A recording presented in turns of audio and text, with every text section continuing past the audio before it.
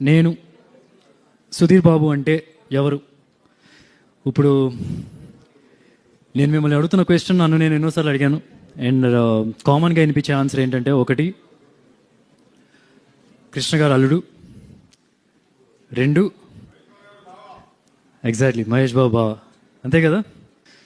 గర్వంగా, ప్రేమగా, బాధ్యతగా ఒప్పుకుంటున్న నిజాలు.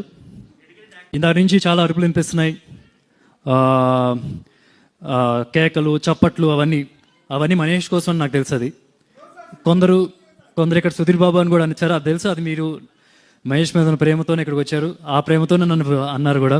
Thank you so much.